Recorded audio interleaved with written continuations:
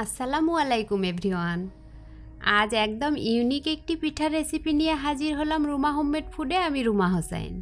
এই পিঠা বানানো এতটাই সহজ যে যারা কখনো পিঠা বানাননি তারাও খুব সহজে পিঠাটি বানাতে পারবেন।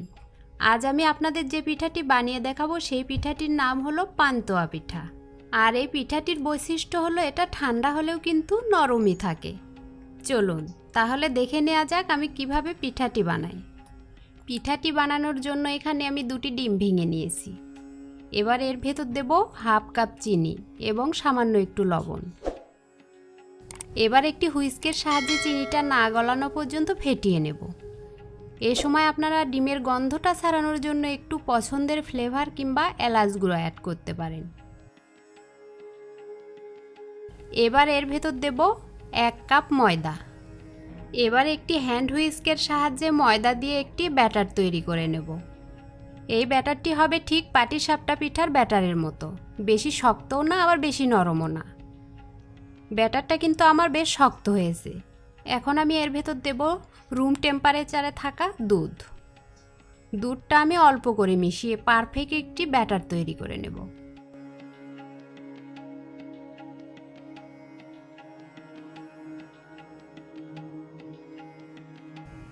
দেখুন আমার বানানো ব্যাটারের ঘনত্বটা ঠিক এরকম হয়েছে। ব্যাটারটা কিন্তু এর চেয়ে বেশি ঘন করা যাবে না। এখন এখান থেকে অর্ধেকটা ব্যাটার আমি অন্য বাটিতে ঢেলে নেব।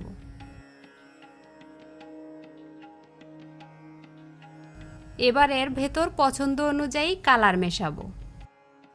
আপনারা চাইলে কোনো রকম কালার নাও মেশাতে পারেন।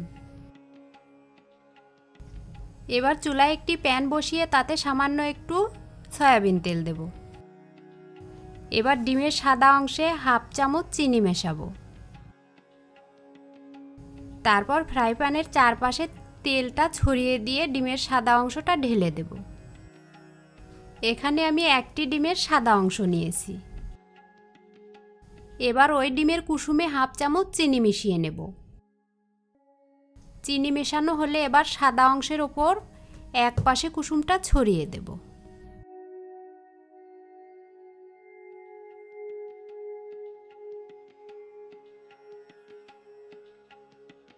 তারপর ডিমটা কিছুটা হয়ে এলে একটি প্যাচুলার সাহায্যে ডিমটা ফোল্ড করে নেব।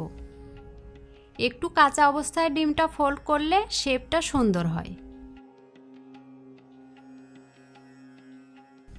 এবার ফোল্ড করা ডিমটা প্যানের সাইডে রেখে কিছুটা ব্যাটার প্যানের চারপাশে ছড়িয়ে দেব। তারপর প্যানটি ঘুরিয়ে চারপাশে ছড়িয়ে দিয়ে একটি রুটি তৈরি করে নেব। এখন আবারও এক পাশ কিছুটা হলে ডিমের সঙ্গে রুটিটা ফোল্ড করে নেব। এই ফোল্ডটি করার সময় আপনারা অবশ্যই সাবধানে করবেন যেন রুটিটা ভেঙে না যায়। এবার কালার মেশানো ব্যাটারটা প্যানে দিয়ে দেব। এবার যতক্ষণ ব্যাটারটা শেষ না হবে একইভাবে কাজটা চালিয়ে যাব। ভিউয়ার্স, এরকম মজার মজার রান্নার ভিডিও কিন্তু নিয়মিতই আমার চ্যানেলে আপলোড করা হচ্ছে। তাই আপনি একটি ভিডিও মিস করতে না চাইলে চ্যানেলটি সাবস্ক্রাইব করে পাশে থাকা বেল বাটনটি প্রেস করে দিন।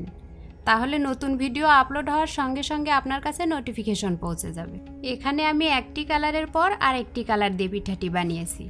আপনারা চাইলে একটি কালার শেষ হলে আরেকটি কালার দিয়ে পিঠাটি বানিয়ে নিতে পারেন, তাতেও পিঠাটি দেখতে সুন্দর লাগবে। পিঠাটি আমার বানানো কমপ্লিট। এবার একটু ঠান্ডা করে নিয়ে ধারালো একটি ছুরির সাহায্যে পিঠাগুলো কেটে নেব।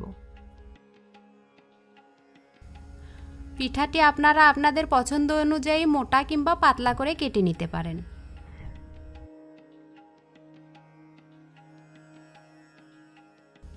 দেখুন আমি একটি পিঠা আপনাদের হাতে নিয়ে দেখিয়ে দিচ্ছি কতটা সুন্দর হয়েছে। ব্যাস তৈরি হলো আমার পান্তুয়া পিঠা। কালারটা মেশানোর কারণে কিন্তু পিঠার সৌন্দর্যতা আরও বেড়ে গিয়েছে। আপনারা যারা কখনো পিঠাটি বানিয়ে খাননি তারা অন্তত একবার হলেও বানিয়ে খেয়ে দেখুন পিঠাটি কতটা মজার। আজ তাহলে আপনাদের মাঝ থেকে এখানেই বিদায় নিচ্ছি। দেখা হবে অন্য কোনো ভিডিওতে। সে পর্যন্ত সবাই ভালো থাকবেন। আল্লাহ হাফেজ।